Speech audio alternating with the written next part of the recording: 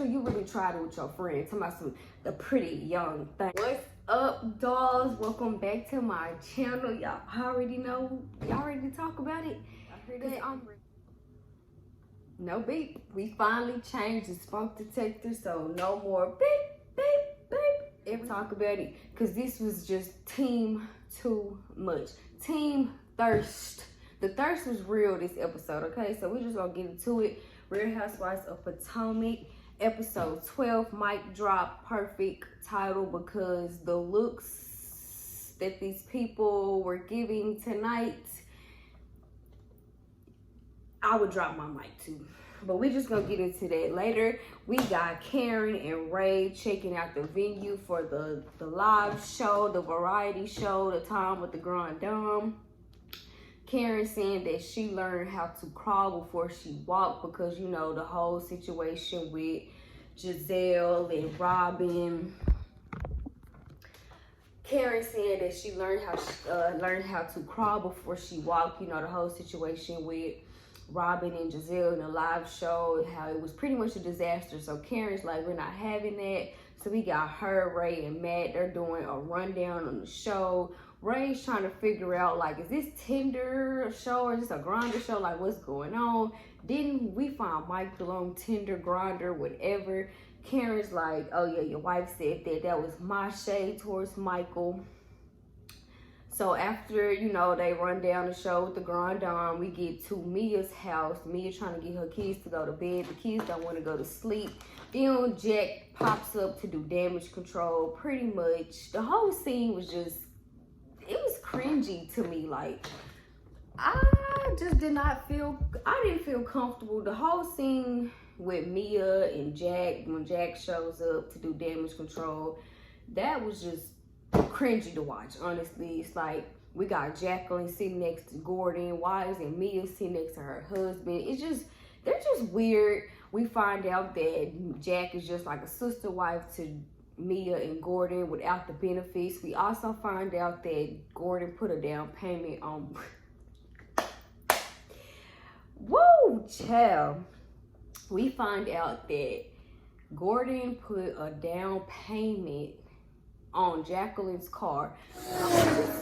It's cool. I mean, if that's the type of friend you are, you know, if your friend need help and you know your man got the money, can you help my friend out? Hey, to each his own. That's what y'all like to do. We're here for it. They're basically saying like nothing else is going on. They're not a throuple. They're not having threesomes. They're not a couple. So they all need to drop it, okay? Then we get to Ashley. Oh, child. Then we get to Ashley and the Thirst Crew. She's talking about these are her pretty young things, and they have been having her back with this whole Michael situation. Child, she talking about pretty young things, more like petty yeti things. Okay, let's be very clear. Petty. Actually, you really tried it with your friend. Talking about the pretty young things. Girl, yeti thirsty things, okay? Because y'all, the thirst is really real between you and your friend group. We gonna get into that later. Then we have Giselle showing up, and we all know anytime Giselle in that sideways wig show up, it's messy. That's bound to be spilled. Let's be clear. Then we got scary Deborah. Sorry, God, forgive me. We got Deborah telling her side of the story, basically talking about, oh, she was at the bar and Chris came over, sliding his little elbow. I can't even do it. Sliding his little elbow over. Basically trying to get her attention. This is why I love the producers, because they will literally catch you in your life.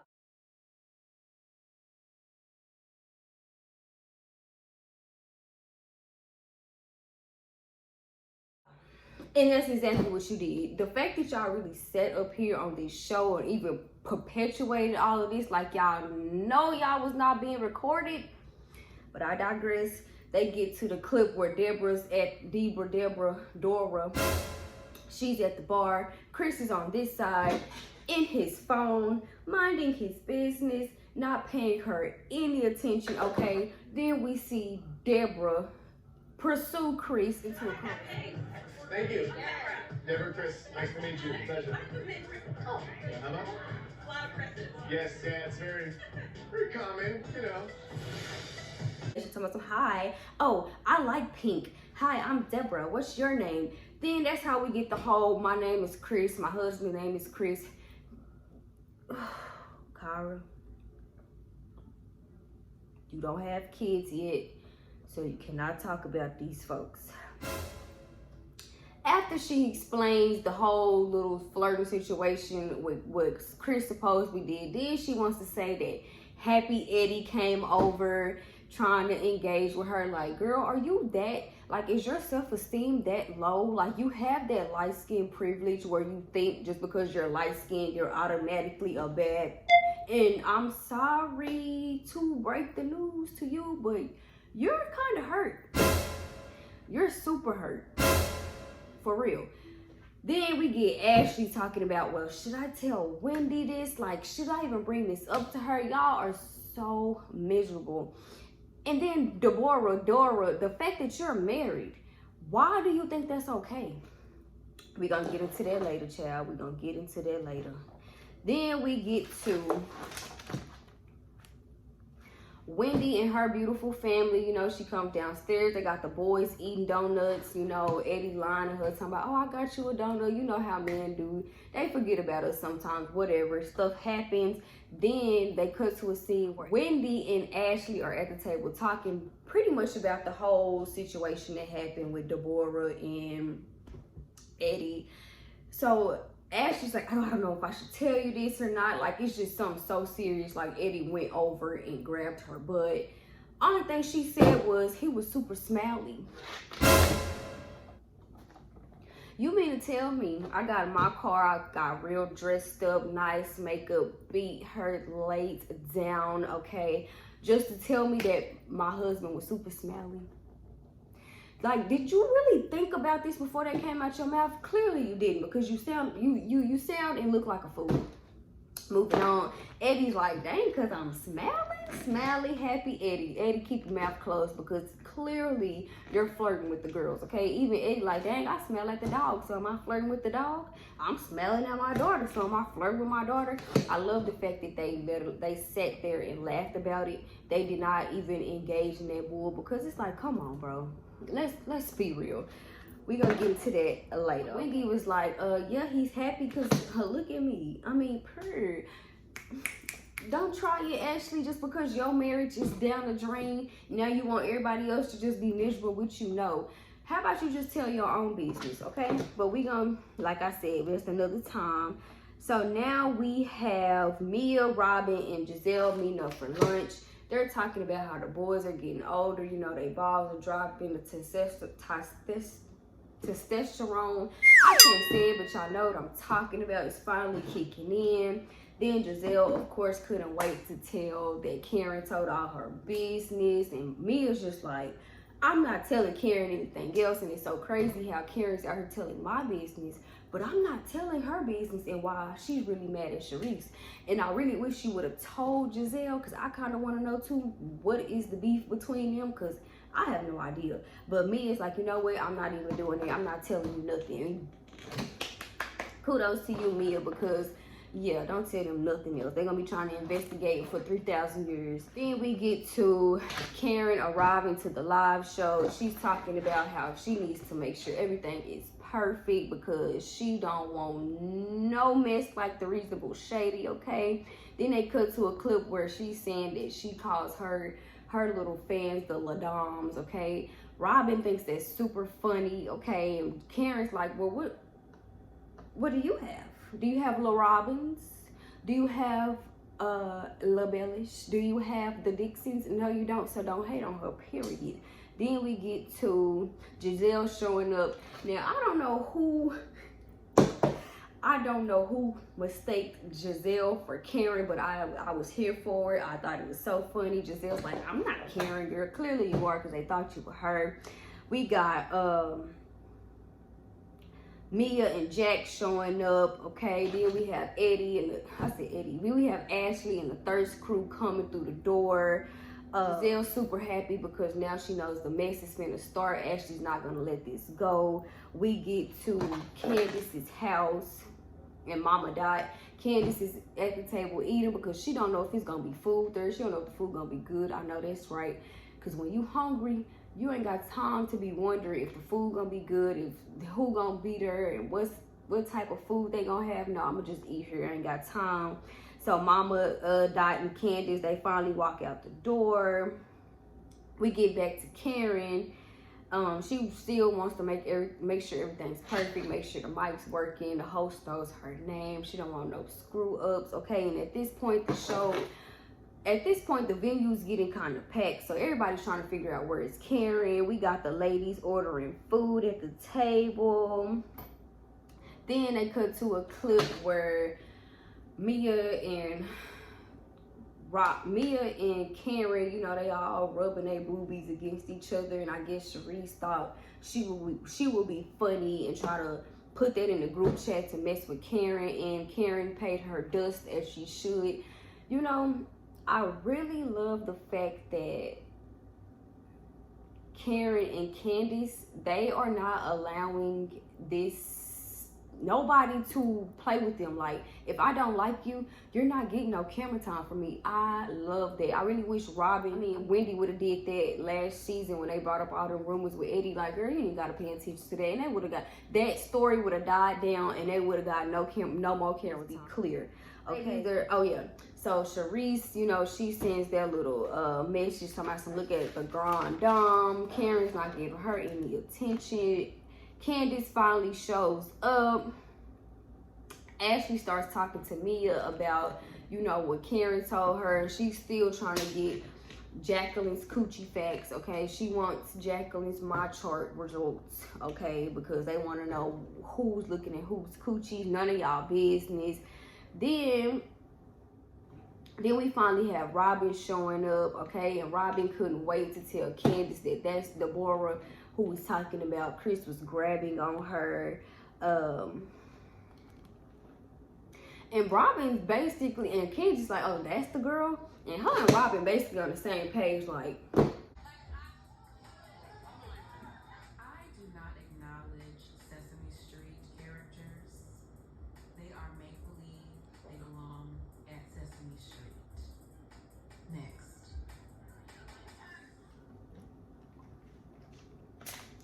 ain't no way Chris was flirting with that lady. Like, you, child.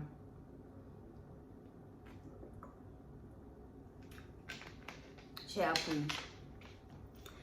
I'm so happy that Robin and Mia was on the same page, because it's just like, come on, Ashley, you wrong for that. So after that, we still got Karen in the back room taking years to come out. At this point, the show, the venue is packed, so people, like I said, people still waiting on Karen. So some other lady comes out. I guess she was the opening act for Karen, the comedian act, the comic act for Karen, whatever, the comedian act for Karen. Then we get to point, everybody's confused because the lady's coming out and they like, where is Karen? And I'm confused. So after the lady, you know, opens up for Karen, Karen comes out talking about she's the Muhammad Ali of live shows, doing all like this, can't even fight right. Get your stance together, madame. Then she brings out, so after the Karen does her little entrance, whatever, she brings out the fabulous queen, who I believe is the lady. And at this point, the ladies are still confused. They like, what is going on here? We thinking this is gonna be Karen, her own show. You know, people ask her questions, stuff like that, but she got all types of stuff going on. So after the lady performs, we have Karen come back out, asking the audience, do y'all want to answer sizzling questions? You know, we have Mia. We all seen this part. We get Mia getting up, asking, what do you do if your homegirl basically running her mouth, telling your business to other people? Karen's like, well, whatever I say about you was true, Mia. Mia's like, we need transparency here. Don't tell my business, especially to these two, Tweedledee and Tweedledum, okay, Robin and Giselle. They don't tell their business to other people. Stop telling my business to them.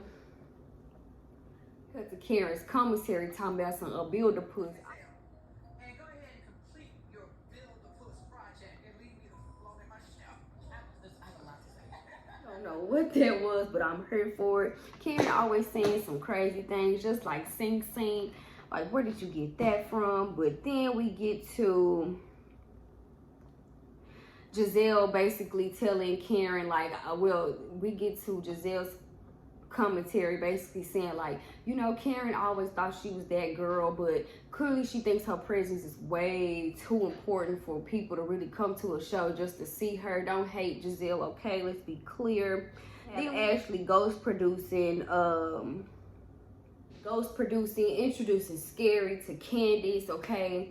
Then, like, y'all really tried this and y'all failed, and I just think it's so funny. So then Candace is like, oh, so this is the one that Chris was touching on. And so Deborah was like, oh no, he wasn't touching on me. And see, that's how y'all should have caught them lying in the first place, because first you saying that he was touching on her, and now you saying he wasn't touching on her, because which one was it? First y'all was saying he was grabbing on her, now you saying he just flirting with her. Y'all are liars, and I'm glad Candace shut y'all down. Deborah was talking about, yeah, he was flirting with all of us. He came out there with all of us, like. So Candace like, so he was flirting with all your friends, right? She's like, basically, yeah.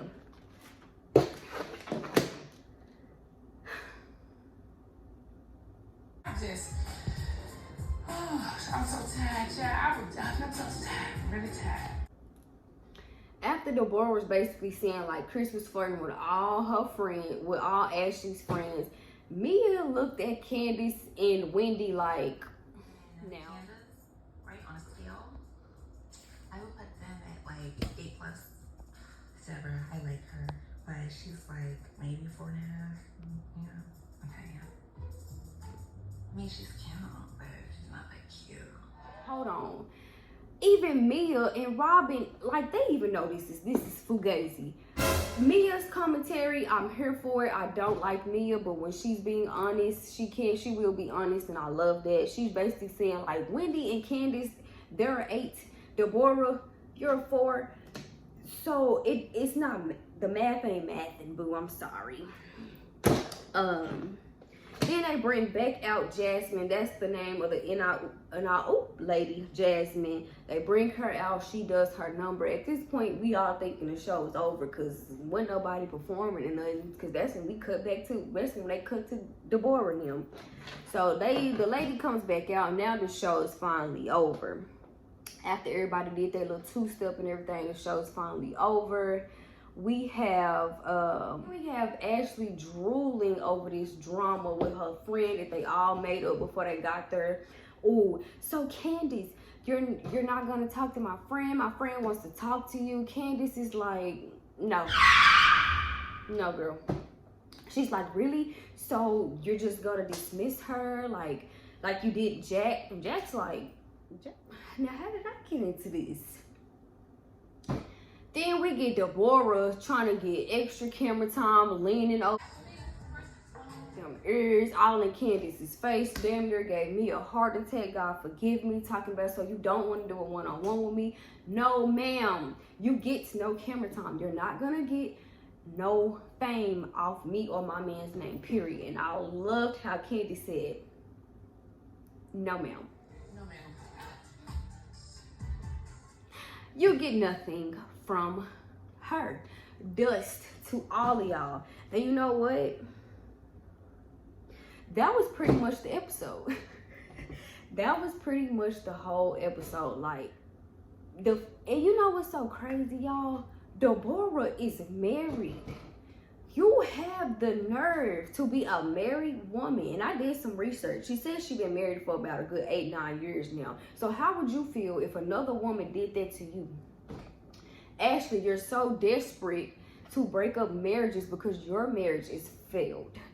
Go get you another man. How about we see what's going on with your life? And let's see how you gonna pick this divorce up. Let's see how you carry yourself on after Michael really leave you. Because it's clear you're struggling here. Giselle, you're still miserable. We still don't see you with a man. And the fact that y'all really brought this to a TV show knowing that y'all gonna be recording.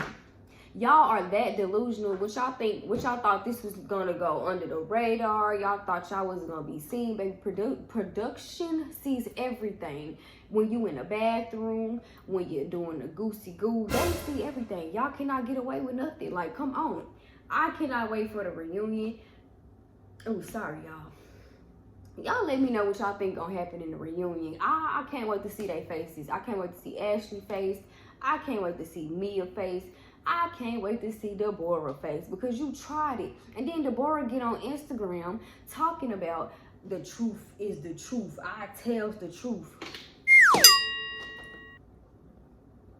What truth? The truth is that you lied. And the truth is that you have a very strong face and you look a fool.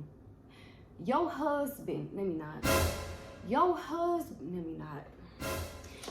husband must, like, God forgive me, because, yeah. But we get into next week's episode. Oh, y'all. Finally, we get to see the explosiveness between Karen and Cherise. Mia and Jacqueline fall out, which I'm not surprised. It's just too much. Let me know what y'all think. Like, why do y'all think Cherise and Karen, like, what boiled that? I want to know what sparked the Mia and Jacqueline. Mia's telling Jacqueline to close her legs to marry men. I read her lips. How she has some audacity to tell her that, because then you messed with G when he was married. Ugh. Only thing I can say about this episode is they tried it. Ashley, with your you tried it, girl. But that's my commentary for today. I will see y'all in the next video, and yeah, bye.